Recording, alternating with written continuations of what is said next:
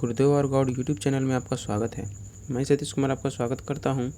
तो आइए आज इंडियन ज्योग्राफी का एक नया सीरीज स्टार्ट करने जा रहा हूं, जिसमें महेश कुमार बर्णवाल की बुक से इंडियन ज्योग्राफी के सारे चैप्टर को विस्तारपूर्वक अध्ययन करेंगे और प्रत्येक चैप्टर का लास्ट में ऑब्जेक्टिव क्वेश्चन भी लगाएंगे। तो पहले चैप्टर से शुरुआत करते हैं, जिसका नाम है भारत का एक परिचय यानी इंडिया का इंट्रोडक्शन। और इसका मुख्य टॉपिक है भारत का नामकरण यानी भारत का नाम रखा जाना या भारत का नाम भारत क्यों पड़ा। भारत की सभ्यता एवं संस्कृति उतनी ही पुरानी है जितनी कि मानव की उत्पत्ति। तो भारत की सभ्यता एवं संस्कृति को समझें तो इससे संबंधित है खान पान, रहन सहन, वेशभूषा, रीति रिवाज आदि से संबंधित है। तो मानव की उत्पत्ति बिल्कुल पहले ही हो चुका था, जिसे अगर देखें प्रागैतिहासिक काल में पाषाण युग, तो उसमें आदि मानव थे और उन लोगों का रहना जंगलों में होता था और कच्चे मांस को खाया करते थे और पत्थरों का औजार प्रयोग किया करते थे और बिल्कुल आखेटक के रूप में थे। लेकिन धीरे धीरे मानव का विकास हुआ और जैसे बताया जाता है कि अफ्रीका में होमो सैपियंस यानी मानव का बुद्धिजीवी मानव का उत्पत्ति हुई, जो 2 लाख वर्ष पूर्व हुआ। और धीरे धीरे उनकी सभ्यता एवं संस्कृति में बदलाव आती गई। जैसे कि सिंधु घाटी सभ्यता के देखें तो उसमें नगर बसा हुआ था और सिंधु घाटी के लोग शहरी जीवन व्यतीत कर रहे थे। तो इसी तरह से मानव को उत्पत्ति और भारत की संस्कृति एवं सभ्यता एक दूसरे से रिलेटेड है, एक दूसरे के साथ साथ चल रही है। इसीलिए मानव की उत्पत्ति और भारत की संस्कृति एवं सभ्यता दोनों उतना ही पुराना है और पहले के अपेक्षा उनका कल्चर एंड सिविलाइजेशन काफ़ी बदल चुका था। भारत की विशालता एवं 3 ओर से समुद्र से घिरा होने के कारण इसे उपमहाद्वीप की संज्ञा दी गई है। उपमहाद्वीप से पहले हम द्वीप को समझ लें कि द्वीप क्या होता है। पृथ्वी का वह छोटा सतत हिस्सा जिसके चारों ओर समुद्र से घिरा हो, तो वह द्वीप कहलाता है। द्वीप का एक बड़ा हिस्सा महाद्वीप कहलाता है, जिसमें एक से अधिक राष्ट्र होते हैं, और महाद्वीप का एक छोटा हिस्सा उपमहाद्वीप कहलाता है। लेकिन भारत को उपमहाद्वीप इसलिए कहा गया है क्योंकि उत्तर में ग्रेट हिमालय और दक्षिण में हिंद महासागर के मध्य में हमारा देश भारत है, और जहाँ विभिन्न जाति एवं धर्मों के लोग निवास करते हैं, इसलिए इसे उपमहाद्वीप की संज्ञा भी दी गई है। तो नेक्स्ट पॉइंट की ओर बढ़ते हैं। इसका प्राचीन नाम आर्यव्रत था। तो आर्यव्रत भारत को इसलिए कहा गया क्योंकि आर्यों द्वारा बसाए जाने और यहाँ रहने के कारण इसका प्राचीन नाम आर्यव्रत था। राजा भरत के नाम पर इसका नाम भारतवर्ष पड़ा। तो महाभारत के राजा दुष्यंत के पुत्र राजा भरत के नाम पर भारतवर्ष पड़ा। और वैदिक आर्यों का निवास स्थान सिंधु घाटी में स्थित था, जो आधुनिक ईरान में है, और उस जगह का नाम है पारसिया। तो बड़े बड़े विद्वानों में यह मतभेद है कि आर्यों का मूल निवास स्थान कहाँ था। जैसे मैक्स मुलर आदि विद्वानों ने बताए कि आर्यों का मूल निवास स्थान मध्य एशिया था और उन्होंने सबसे पहले पंजाब में आकर बसे, और उन लोगों ने सबसे पहले सिंधु घाटी से होकर भारत में प्रवेश किया, और वे लोग स का उच्चारण हा की तरह करते थे तथा सिंधु नदी को हिंदू नदी कहते थे क्योंकि उसका उच्चारण स का हा के रूप में करते थे, इसलिए सिंधु नदी को हिंदू नदी कहते थे। इसी आधार पर हमारा देश को हिंदुस्तान नाम दिया गया। ये लोग सिंधु का बदला रूप हिंदू और यहाँ निवासियों के लिए हिंदू का प्रयोग करते थे। जैन पौराणिक कथाओं के अनुसार से हिंदू और बौद्ध ग्रंथों में भारत हेतु जम्बूद्वीप का प्रयोग किया गया है। तो जम्बूद्वीप का जो वर्णन मिलता है वो मत्स्य पुराण में पृथ्वी के भूखंड के बारे में 7 समूह द्वीप के बारे में वर्णन मिलता है, जिसमें मध्य में जम्बूद्वीप है और इसके चारों तरफ प्लक्षद्वीप, सालन द्वीप, कुशद्वीप, क्रौच द्वीप, शाक द्वीप और पुष्कर द्वीप है। और जम्बूद्वीप भारत को कहा गया है। और यह वर्तमान समय में जम्बू द्वीप पूरा एशिया का क्षेत्र कहलाता है। अब भारत के लिए प्रयुक्त इंडिया शब्द की उत्पत्ति ग्रीक भाषा इंडस से हुई है, जो यूनानियों ने सिंधु का इंडस तथा इस देश को इंडिया कहा। यूनानी जो यूरोप महादेश का एक देश है जो आज ग्रीस के नाम से भी जाना जाता है, और उन्होंने ग्रीक भाषा इंडस से उत्पत्ति हुई और सिंधु को इंडस कहा और इस देश को इंडिया कहा। और जेम्स अलेक्जेंडर ने अपने विवरण में हिंदू यानी एज को हटाकर इंदु नाम से संबोधित किया और बाद में इसे परिवर्तित होकर इंडिया हो गया। भारत के संविधान के अनुच्छेद 1 के अनुसार स्पष्ट किया गया है कि भारत अर्थात इंडिया राज्यों का संघ होगा, यानी भारत है जो अनेक राज्यों का एक सम्मिलित या संघ हमारा देश भारत कहलाएगा। नेक्स्ट टॉपिक है भारत की स्थिति व विस्तार। तो भारत व स्थिति का विस्तार का अर्थ है विश्व के मानचित्र में हमारा देश भारत यानी पृथ्वी पर हमारा देश भारत है जो कितना अंश से कितना अंश तक विस्तारित है और कौन से गोलार्ध में स्थित है। तो आइए जानते हैं। भारत पृथ्वी के उत्तरी पूर्वी गोलार्ध में 8 डिग्री 4 मिनट से 37 डिग्री 6 मिनट उत्तरी अक्षांश तक और 68 डिग्री 7 मिनट से 97 डिग्री 25 मिनट पूर्वी देशांतर के मध्य स्थित है। तो हम समझ लें ग्लोब की तरह ये हमारा देश, ये हमारा पूरा विश्व है और यह विषुवत रेखा है, ये कर्क रेखा है, यह मकर रेखा है और हमारा देश भारत इस स्थान पे है। और इस बिल्कुल बांटा जाए नॉर्थ साउथ ईस्ट वेस्ट में, तो ये नॉर्थ, ये साउथ, ये ईस्ट और वेस्ट।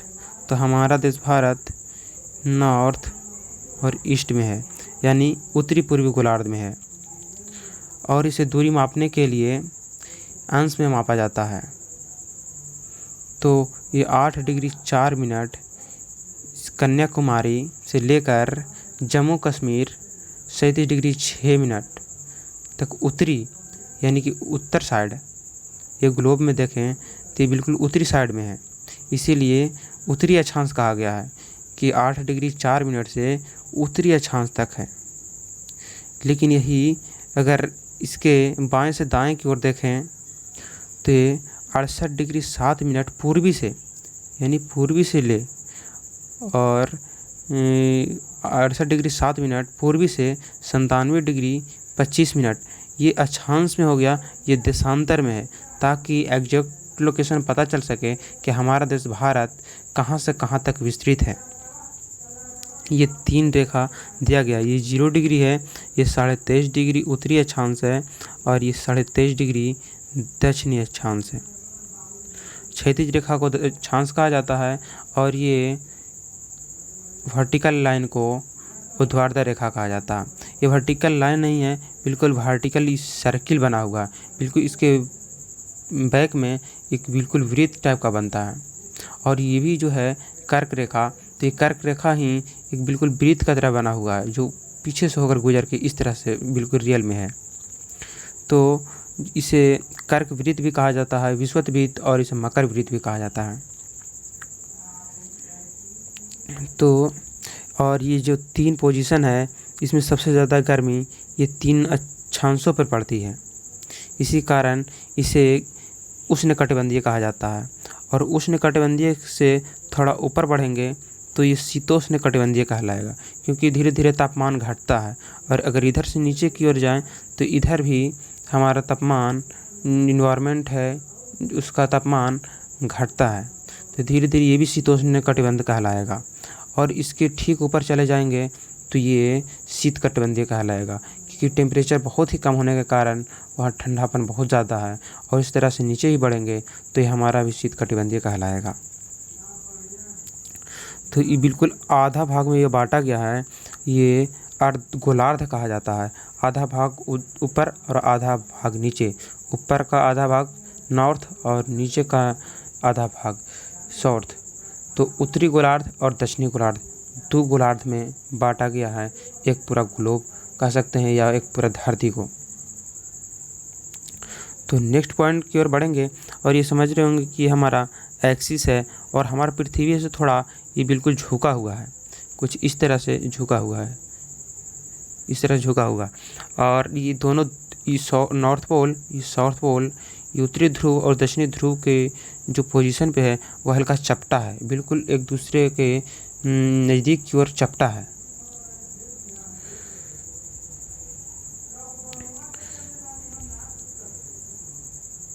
और इसे अगर ज़्यादा अध्ययन करना चाहें तो आप ग्लोब में भी देख सकते हैं, क्योंकि ग्लोब पृथ्वी का एक लघु रूप है जिसमें सारी जानकारी मिल सकती है। ग्लोब में 90 डिग्री ऊपर का और 90 डिग्री नीचे, टोटल 180 डिग्री का अक्षांश होता है और देशांतर में भी कुल 180 अक्षांश देशांतरें होती हैं। टोटल मिलाकर 360 डिग्री में अक्षांश और देशांतर हैं। और एक बात बताना भूल गए, ये विषुवत रेखा, कर्क रेखा, मकर रेखा, 0 डिग्री विषुवत रेखा, 23.5 डिग्री दक्षिणी अक्षांश मकर रेखा, 23.5 डिग्री उत्तरी अक्षांश कर्क रेखा, और हमारा देश भारत है। ये 68 डिग्री 7 मिनट से गुजरात के गुहार मोती से 97 डिग्री 25 मिनट अरुणाचल प्रदेश के किबिथु स्थान तक, इसके मध्य में, पूर्वी देशांतर के मध्य में हमारा देश भारत है।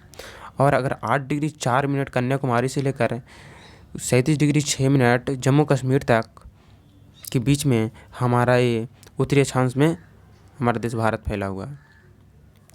और भारत के भौगोलिक क्षेत्रफल 32,87,263 वर्ग किलोमीटर है, जो विश्व के कुल क्षेत्रफल का 2.43% है। और क्षेत्रफल के दृष्टिकोण से भारत का 7वां स्थान है, जो पहला रूस, दूसरा कनाडा, तीसरा चीन, चौथा संयुक्त राज्य अमेरिका, 5वां ब्राज़ील, 6ठा ऑस्ट्रेलिया और 7वां देश हमारा भारत है। जबकि जनसंख्या के दृष्टिकोण से चीन के बाद भारत का स्थान दूसरा है। और ऐसा रिपोर्ट में बताया भी जा रहा है कि कुछ सालों बाद भारत का जनसंख्या है जो चीन से आगे निकल जाएगा, क्योंकि इस कदर ही भारत की जनसंख्या बढ़ रही है। जहां विश्व के कुल जनसंख्या का 17.5% भाग पर निवास करता है। 82.5 डिग्री पूर्वी देशांतर भारत के लगभग मध्य से होकर गुजरती है। इसी देशांतर के समय को देश का मानक समय स्टैंडर्ड टाइम माना गया है। यह इलाहाबाद के निकट नैनी से होकर गुजरती है।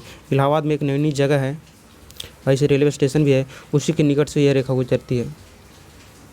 तो 82.5 डिग्री को ही स्टैंडर्ड टाइम भारत का क्यों माना गया, तो आइए इसे डिस्कस करते हैं।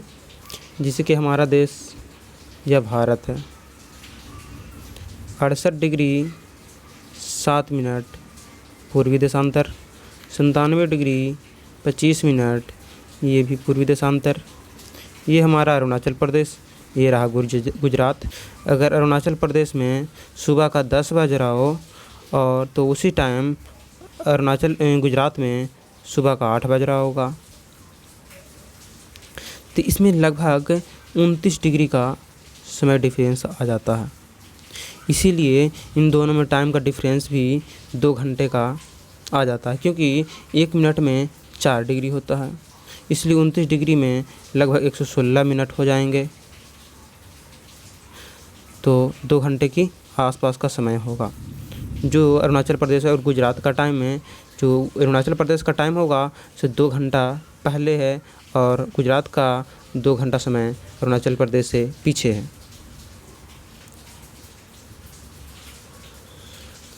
तो हम देखते हैं कि 1 डिग्री में 4 मिनट कैसे होता है। तो हमारी पृथ्वी आप जानते हैं कि 24 घंटे में अपने अक्ष पर 1 टाइम्स घूर्णन कर लेती है, या 360 डिग्री कवर कर लेती है। 360 डिग्री कर लेती है 24 घंटे में, तो 1 घंटे में कितना करेगी? 15 डिग्री करेगी। और अगर 15 डिग्री करती है 1 घंटे यानी 60 मिनट में, तो इसी तरह से एक मिनट में 15 चौके 60, 4 डिग्री कवर करेगी। इसीलिए 29 डिग्री में लगभग 116 मिनट हो जाएंगे, जो 116 मिनट का लगभग 2 घंटे टाइम होगा। तो इसीलिए गुजरात और अरुणाचल प्रदेश में समय का डिफरेंट 2 घंटे का हो जाएगा। अगर अरुणाचल प्रदेश के लोग अपना ऑफिस 10 बजे पहुंच चुके हैं तो वही गुजरात के लोग अभी बेड पे पड़े हुए हैं सुबह के, क्योंकि 8 बज रहा है या फ्रेश हो रहे होंगे। तो इन सभी प्रॉब्लम को दूर करने के लिए अगर ऑफिस टाइम को अगर देखे जाए, अगर सामान रखने के लिए, तो इसे मिडिल टाइम रखा गया। तो 68 डिग्री 97 डिग्री अगर जोड़ दें और +2 से भागा दे दें तो ये 82.5 डिग्री आ जाएगा, 82.5 डिग्री आ जाएगा। तो इसीलिए ये 82.5 डिग्री का टाइम रखा गया है।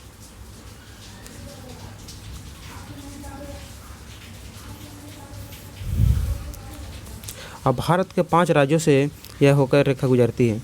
उत्तर प्रदेश, मध्य प्रदेश, छत्तीसगढ़, उड़ीसा और आंध्र प्रदेश से होकर गुजरती है। भारत का समय ग्रीनविच की समय है, यानी 5 घंटा 30 मिनट आगे है। तो हम देखें कि ग्रीनविच जो लंदन में स्थित है वो 0 डिग्री, वहाँ से उस देशांतर रेखाएँ गुजरती है। तो 0 डिग्री और भारत में है 82.5 डिग्री। तो 82.5 डिग्री को अगर 4 से गुना करें तो हमारा 330 मिनट हो जाएगा, जो 5 घंटे 30 मिनट का समय होगा। अगर रात के लंदन में 12 बज रहे होंगे तो हमारा इंडिया में सुबह का 5:30 बज रहा होगा। इसीलिए 82.5 डिग्री के कारण हमारा देश भारत 5.5 घंटा लंदन से आगे है। तो आगे बढ़ते हैं।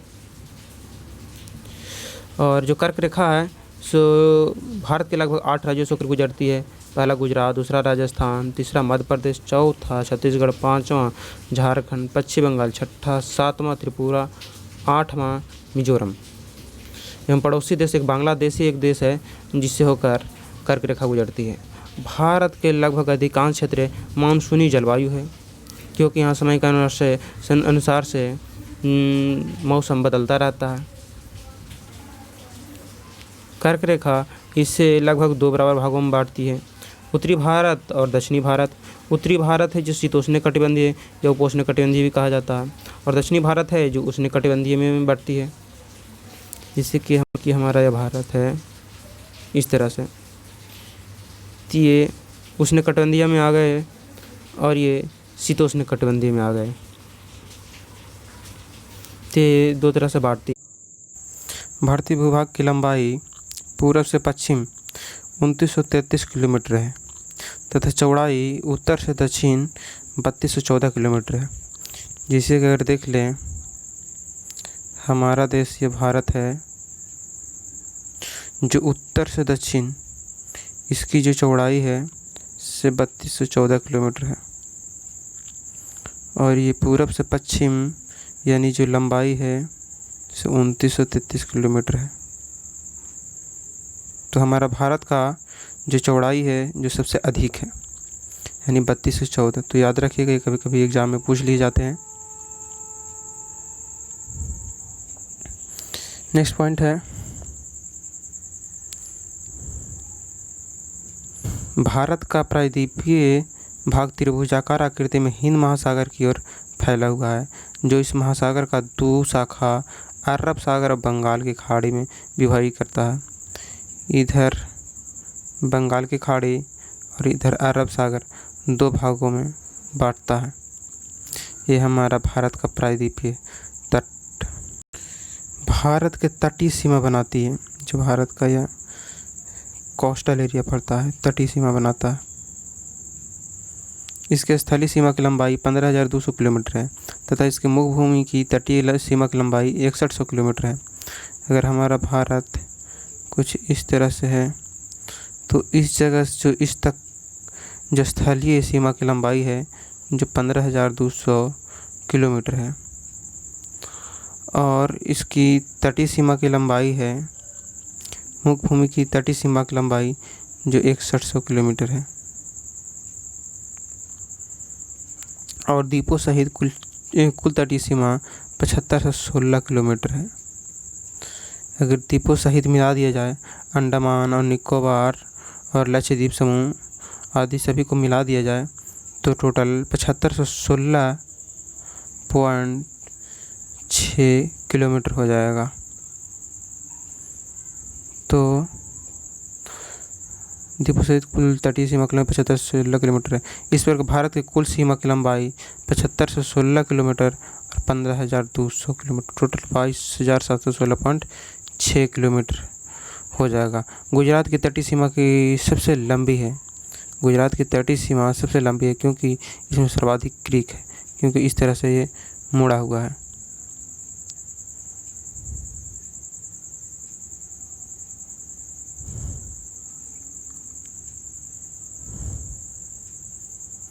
जैसे कि रस्सी इस प्रकार है, अगर इसे खोल दिया जाए तो बिल्कुल ही बहुत बड़ा हो जाएगा, इसीलिए इसकी समुद्री तट की सीमा की लंबाई है से अधिक है।